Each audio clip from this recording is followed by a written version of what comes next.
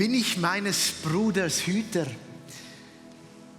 Die Frage, die haben wir letzte Woche gemeinsam mit dem Timon Studler schon angepackt. Und das Erste, was er mal klargestellt hat, ist, es handelt sich dabei nicht nur um Brüder, die sich die Frage stellen müssen, sondern auch um die Schwestern und Brüder und Schwestern zueinander, einfach um das gerade mal sicher machen.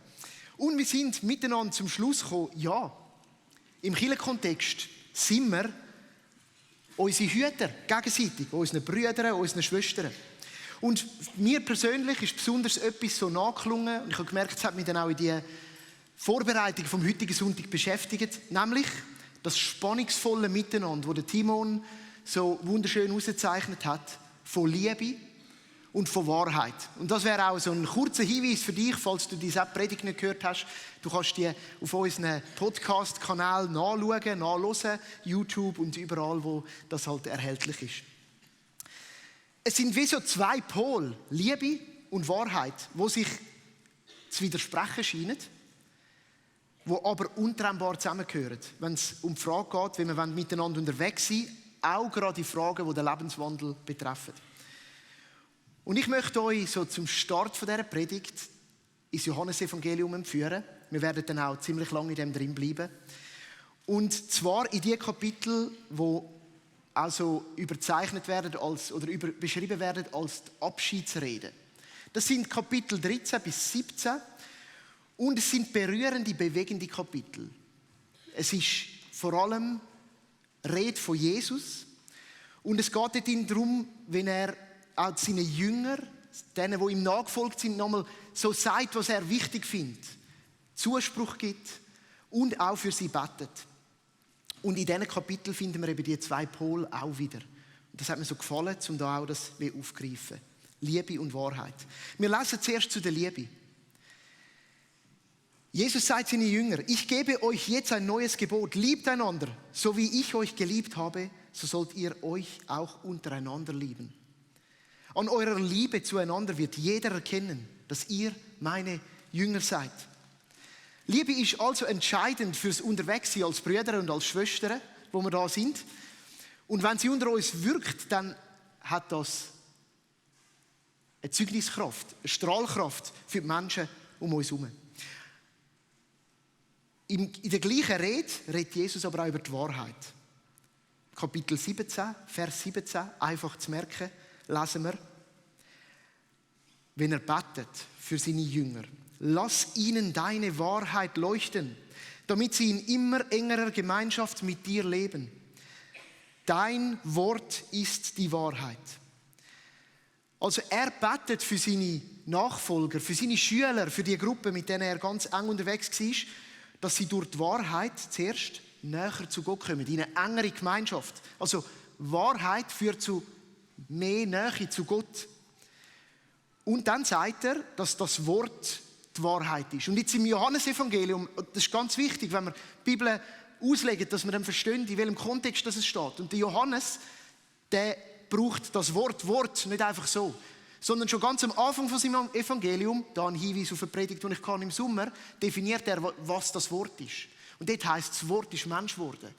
Also wenn das Wort erwähnt wird, dann ist damit Jesus Christus gemeint. Und Jesus redet da über sich selber.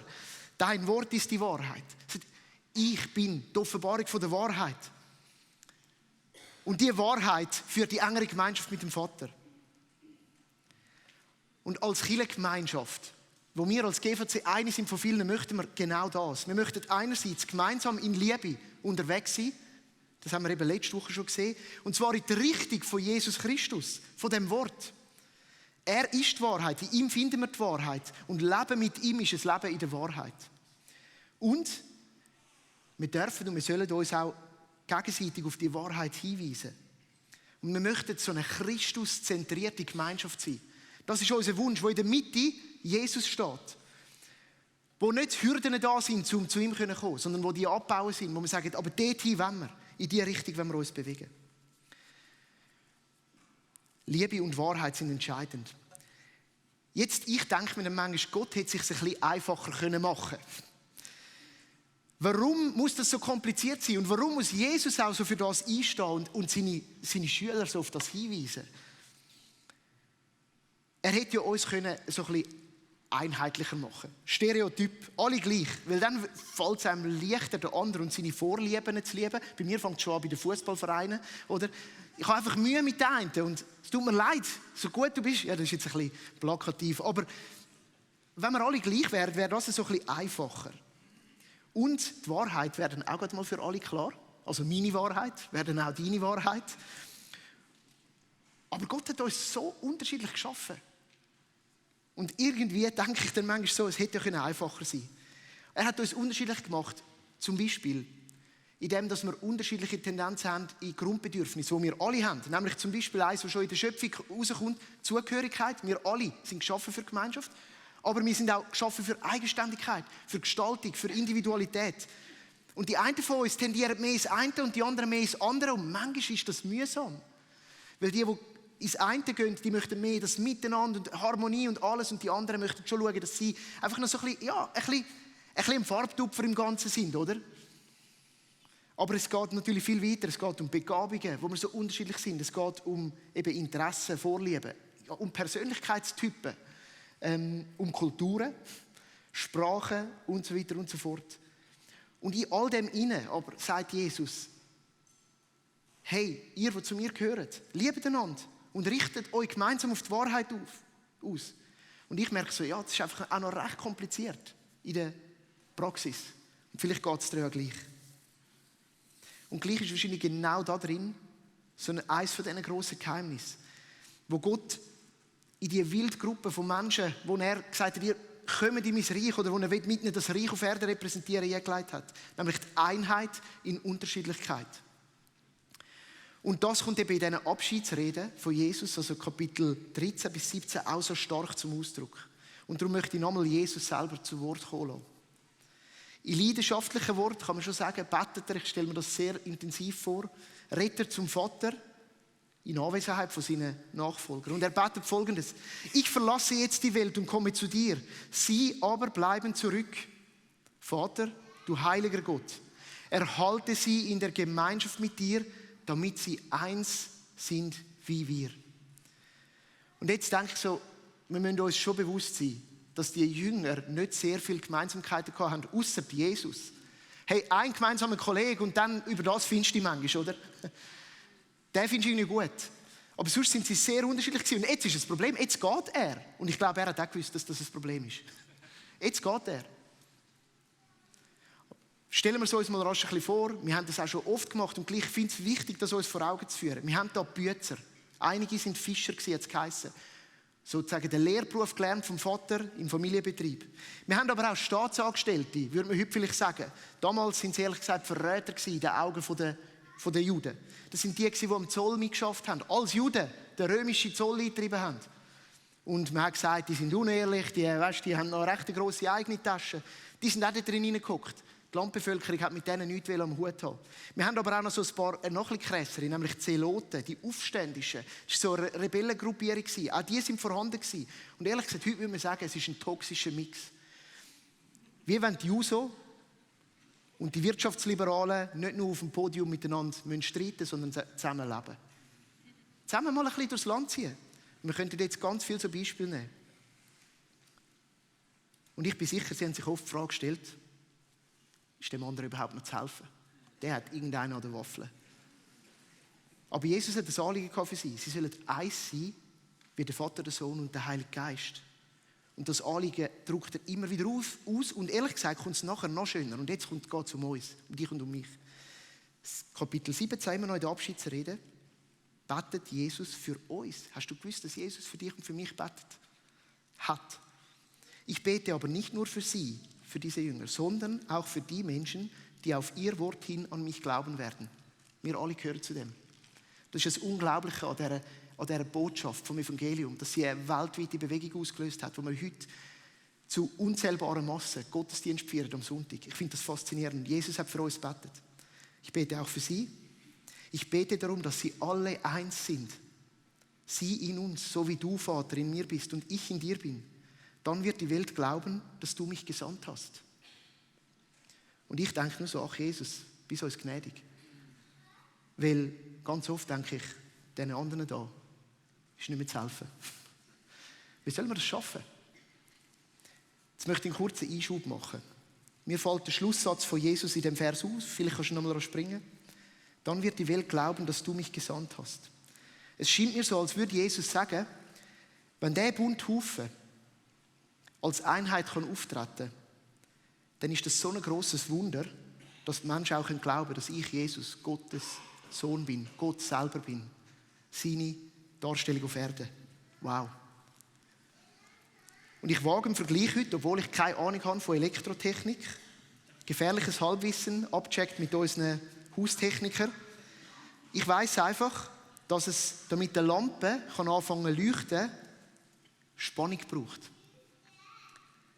Und jetzt gibt es da so eine Sache, ich kann das euch mal zeigen, wenn die Spannung dann erstellt wird, dann fängt die an zu leuchten. Jetzt, das kann ich euch nicht demonstrieren da, aber früher bei den Glühbirnen war es so, dass wenn dann die Spannung zu stark wird, dann verblasst es alles, oder?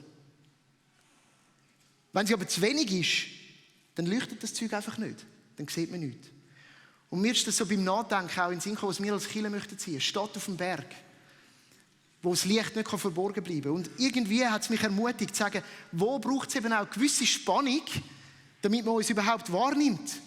Weil sonst ist es nicht so ein Wunder, dass wir miteinander können. Es ist ein unglaubliches Wunder, wenn wir es schaffen, in Spannungen miteinander umzugehen. Ich glaube, es ist eine Einladung für uns zu einem spannungsvollen Miteinander, in Unterschiedlichkeit, mit Liebe und Wahrheit. Und das lässt uns leuchten. Und das ist ein Zeugnis für die Menschen, nämlich ein Zeugnis, dass es Kultur, Subkultur, Milieu übergreifend kann funktionieren kann, wenn wir uns ausrichten können aufs Zentrum, auf Jesus. Und mich motiviert das unglaublich, auch wenn es herausfordernd ist. Und wie herausfordernd das ist, das finden wir heraus in einer wunderschönen Geschichte der ersten Kirche, aber auch eine schwierige Geschichte. In der Apostelgeschichte 15. Und ich möchte euch darauf mitnehmen. Wir tauchen dort drin. Das heisst, wir tauchen auch in die Zeit, wo die Kirche gerade so richtig im Expansionsmodus war durch den Heiligen Geist. Apostelgeschichte 15, die Apostelgeschichte ist die Geschichte der Kirche und wo befähigt ist durch den Heiligen Geist und wie sie wächst von Jerusalem aus und dann bis in die damals Grossreich, römische Reich, oder? Und dort drin wird uns eine spannende Geschichte berichtet. Wir befinden uns kurz nach der ersten Missionsreise, die unter anderem der Paulus und der Barnabas gemacht haben. Und die ist so durch die heutige Türkei durch, auf Zypern sind sie auch noch. Und dann sind sie zurückgekommen auf Antiochia am Festland, so nördlich von Israel. Und dann lesen wir Folgendes. Eines Tages kamen Gläubige aus Judäa in die Gemeinde von Antiochia. Also aus dem Gebiet von Israel, aus Jerusalem wahrscheinlich. Und sie haben Folgendes gelehrt. Wer sich nicht beschneiden lässt, so wie es in Moses Gesetz vorgeschrieben ist, kann nicht gerettet werden. Paulus und Barnabas, gerade frisch zurück von der Missionsreise, völlig on fire, das Reich breitet sich aus, widersprachen. Weil die haben Menschen kennengelernt, die nicht beschnitten sind, aber die Jesus als Herr anerkannt haben. Und dann, fett habe ich es angezeichnet, und es kam zu einer heftigen Auseinandersetzung. Es ist recht viel Spannung auftaucht. Vielleicht am Anfang so, dass es ein bisschen gefunkelt hat und ein bisschen heller geworden ist, oder? Ich habe keine Ahnung, ob es handgreiflich geworden ist, wird uns nicht berichten, könnte man auch noch vorstellen, vielleicht schon mal, aber sicher laut, heftige Auseinandersetzung. Und spannend ist, sie haben sich gegenseitig Hüter sein. Also die von Judäa haben wollen, hey, ihr müsst euch beschneiden lassen, dann sind ihr wirklich gerettet. Und der Paulus und der Barnabas wollten sagen, hey, nein, wir müssen doch nicht unnötige Lasten aufladen. Ich sorge mich um die Menschen. Nein, das braucht es nicht. Und sie haben gestritten. Es ist dann eine Geschichte daraus geworden. Die Gemeinde in Antiochia hat entschieden, dass der Paulus und der Barnabas mitgehen mit den anderen zurück nach Jerusalem, um die Sache zu besprechen.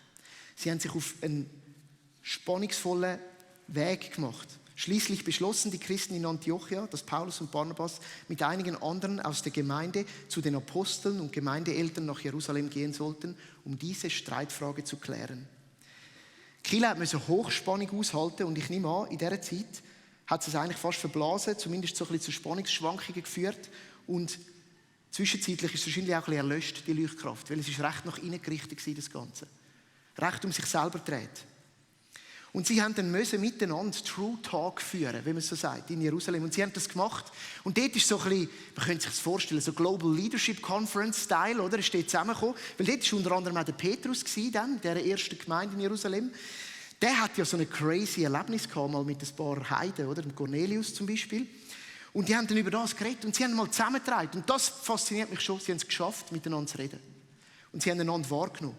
Und sie haben zusammengetragen über ihre Erfahrungen, über persönliche Erkenntnisse. Und der Petrus hat gesagt, ja, eigentlich habe ich ja verstanden, dass Gott und der Heilige Geist auch bei den Heiden will und kann wirken.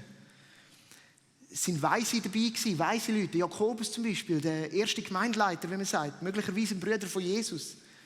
Ich stelle mir aber das alles recht herausfordernd und nicht so toll vor.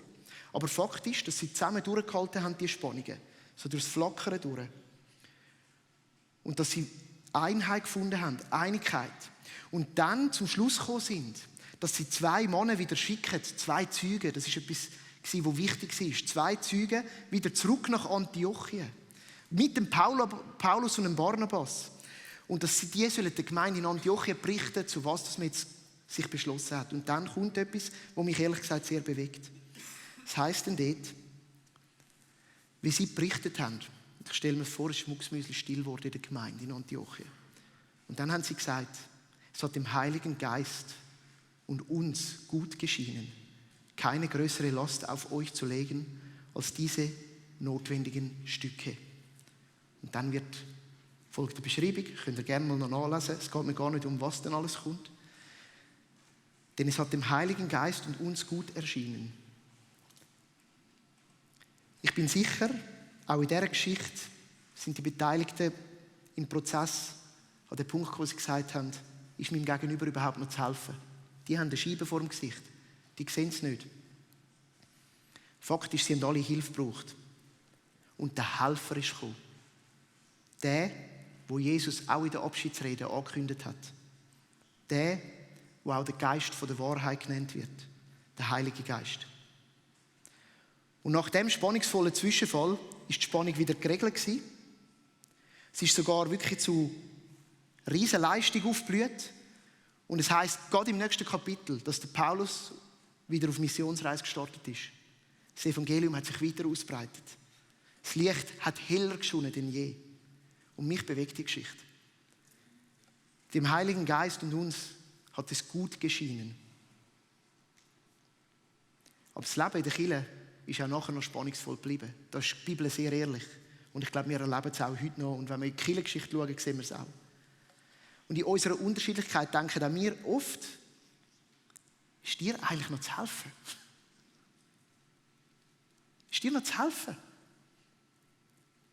Ich glaube, wir können uns inspirieren lassen bei dieser Geschichte. Ich finde die Geschichte von der ersten Gemeinde, die uns berichtet wird, hilfreich. Wie die erste Gemeinde brauchen auch wir Hilfe. Wir brauchen den Helfer.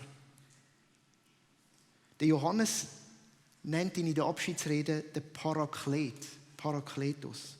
Auf Deutsch heisst das Wort der Zurufer, der Fürsprecher. Und durch das wird es eben auch oft dann als Helfer übersetzt, so der Zusprecher, der uns noch unterstützt drinnen. Aber auch Tröster, Ermutiger und Ermahner. Das ist, ich will da vorne nicht klug scheißen, das ist mir noch wichtig, aber es zeigt einfach, dass ein Wort eine extrem breite Bedeutung kann haben. Und dann hat mich das provoziert und ich denke, stellen wir uns doch vor, wie sich unser gemeinsames Miteinander gestalten würde, wenn wir uns auch wieder einen Helfer wenden. Eben der Geist von der Wahrheit, wie ihm der Johannes auch noch sagt. Und ich weiss nicht, wie viel wir dann über die Wahrheit noch diskutieren müssten, wenn er uns leiten wird und wenn wir auch vertrauen, dass er vielleicht auch meinen Bruder und meine Schwester leitet. Also das wäre so ein erster Impuls von heute. Wendest du dich an den Helfer, an den Paraklet, an den Zusprecher? Weil auf ihn wollen wir uns auch ausrichten, weil er zeigt uns die Wahrheit. Er stellt uns Jesus vor, er stellt uns Gott vor. Und so wie mein Bruder Hilfe braucht, brauche ich sie oft auch. Und wir haben den Helfer zugesprochen. Und in diesen Fragen dürfen wir uns auch sehr gerne an ihn wenden. Und vielleicht eben auch mit dem Vertrauen, dass das ja mein Bruder und meine Schwester auch kann. Aber, und das wird auch klar, durch das Neue Testament durch immer wieder, wir brauchen auch einander dazu. Es ist vielleicht eben das Geheimnis der christlichen Gemeinschaft, dass das nur in der Gemeinschaft geht. Und ein Leiter aus der Schweiz, der mich sehr prägt und inspiriert, ist der Thomas Harry. Und er schreibt das in einem Buch sehr treffend. Er schreibt, wesentliche Dinge wie Ermutigung, Korrektur, Charakterformung, Ergänzung und emotionale Versorgung gehören zu den Gaben Gottes, die er mir vorwiegend, es tut mir leid, in der Gemeinschaft schenkt. Und mich dunkt das sehr eine wahre Aussage. Meines Bruders Hüter und meiner Schwester Hüter sein hat mit einer wunderbaren Aufgabe zu tun, an der Weiterentwicklung von meinem Umfeld mich zu beteiligen. Durch Gott, weil er das so geplant hat. Und mich auch bereichern zu lassen von anderen. Und ich möchte jetzt so angelehnt an den Parakletos, an den Helfer, auch noch so ein ganz praktisches paar Gedanken geben, wie wir uns da auch gegenseitig helfen, wie das auch gesund gestaltet werden. So im gegenseitigen Miteinander, einander Hüter sein. Und ich übernehme da den Begriff parakletische Beziehungen. Das ist eigentlich ein Ansatz, der von Paulus inspiriert ist. Er verwendet in ganz vielen von seinen Texten das Verb parakaleo. Das ist das Verb, also das Tu-Wörtchen vom Paraklet. Und es ist vielleicht das Wort, das wirklich kein anderes ganz treffend zeigt, wie wir mit Menschen umgehen im Miteinander. Wenn man sich wünscht, dass der andere ganzheitlich Richtung Wahrheit wachsen kann, Richtung Christus. Und dazu möchte ich euch ein Beispiel zeigen aus dem Thessalonicher Brief, wo das Wort mehrmals vorkommt und die Übersetzer es immer wieder anders übersetzen, weil es eben so eine Fülle hat.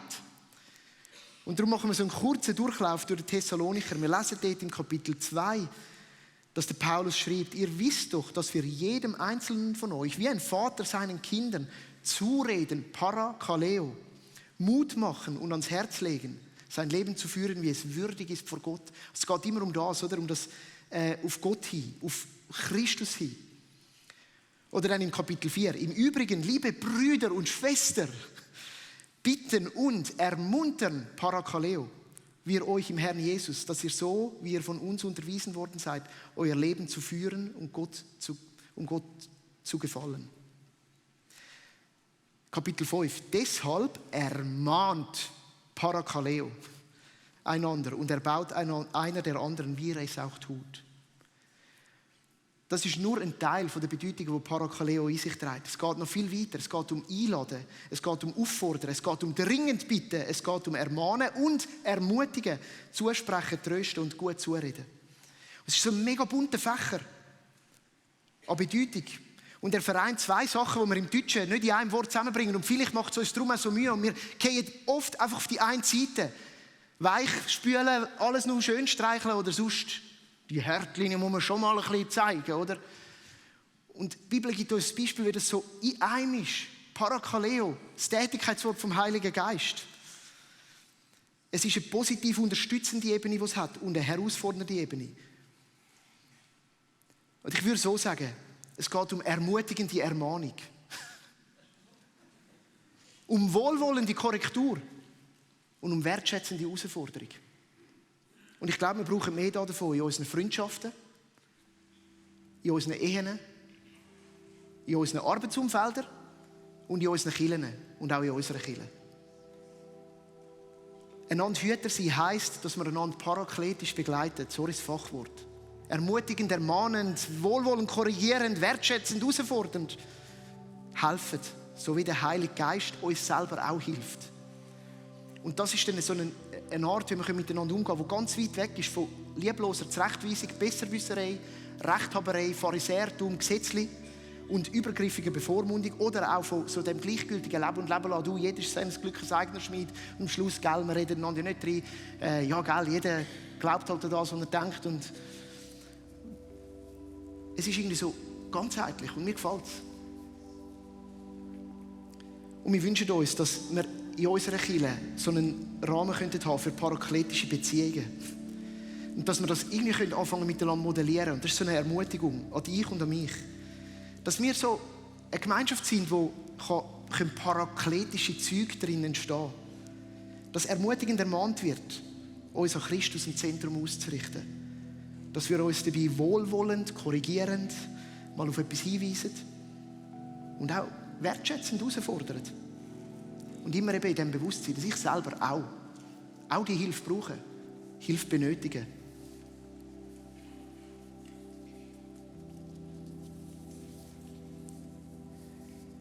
Jetzt, ich glaube, was schon auch mega wichtig ist, es wäre utopisch zu denken, dass wir in so einer grossen Gemeinschaft, wie wir da sind, das mit allen Menschen machen können. Ich finde sogar, es wäre wahrscheinlich gefährlich. Weil ich glaube, es braucht eine Beziehungsgrundlage für das. Eben die Liebe, oder? Das einander kennen. Und das findet wohl dann eher ein bisschen im kleineren Rahmen statt. Und dort kommt es jetzt auch wieder mega auf dich und auf mich zurück, oder? Weil du hast so Rahmen, ganz sicher. So ganz persönliche Freundschaftsbeziehungen, die du lebst. Mit Leuten vielleicht aus der Kirche. Vielleicht ist es ja gemeindeübergreifend. Wir sind eine grosse Kirche miteinander, oder? Oder in unseren Groups. Wir wünschen uns, dass Groups ein Rahmen sein können, wo so etwas entstehen kann. Das braucht viel Vertrauen. Da muss etwas wachsen.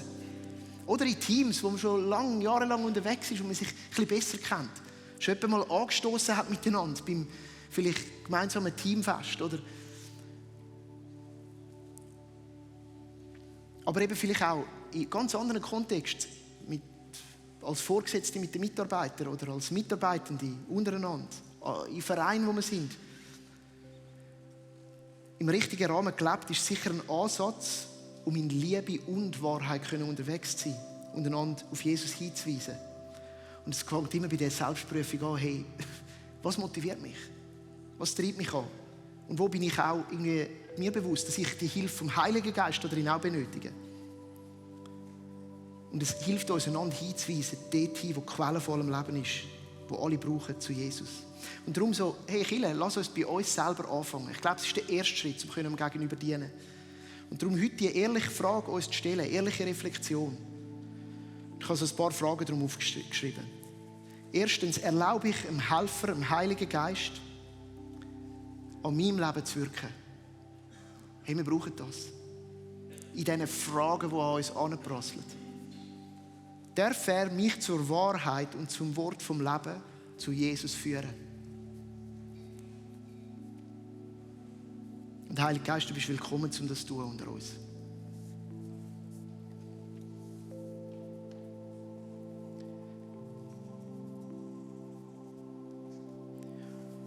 Und dann die Frage an dich, ob du tragende, parakletische Beziehungen hast. Also so Beziehungen, die dir in diesem Rahmen Ermutigung und Ermahnung in einem geben können. Das sind Leute, die das Beste für dich wollen. Das sind Leute, die dich zu Gott bringen wollen. Leute, die dich ermutigen. Leute, die dich in erster Linie stärken. Die aber dann auch die Eier haben, um mal vielleicht zu sagen, jetzt wäre vielleicht einmal etwas anderes dran. Falls nicht, könntest du dir mal überlegen, ob es vielleicht einen Mensch gibt, wo schon so eine recht gute Grundlage da ist, dass du die Person einladen könntest, dir so ein Gegenüber zu sein. Und vielleicht muss man das einmal zusprechen. Auch Parakaleo. Sagen, du darfst das sein für mich. Ich wünsche mir das von dir. Können wir das miteinander so ein bisschen definieren? Und dann kannst du noch die andere Rolle auch einnehmen und dir überlegen, hey, vielleicht sind dir auch Menschen anvertraut, wo du noch mehr darfst, parakletisch zur Seite stehen.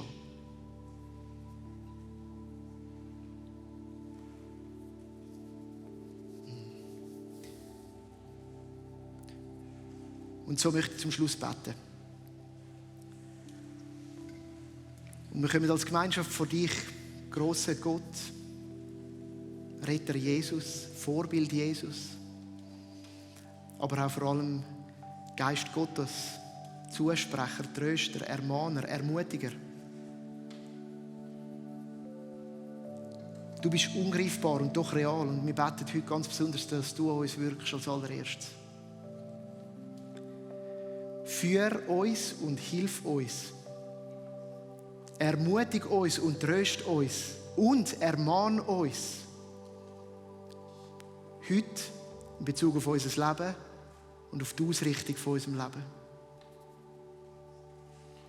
Und wir beten, dass du die Frucht in uns wirkst, dass wir einander zur Seite kommen können. Als Hilfe, als Trost, als Ermutigung und als Ermahnung. Und wir möchten einfach sagen, du darfst den Raum einnehmen. Wir möchten einen mutigen Schritt wagen und als Gemeinschaft uns aufmachen. Sagen, du bist willkommen, um das zu tun unter uns. Wir wünschen uns, dass dadurch Strahlkraft entstehen kann, wo die Welt erkennt, dass da etwas speziell ist, dass es anders ist. Und wir danken dir, dass du das machst und dass du das umhüllst mit deiner Liebe und mit deiner Wahrheit. Und wir brauchen die auch beide in unserem Leben.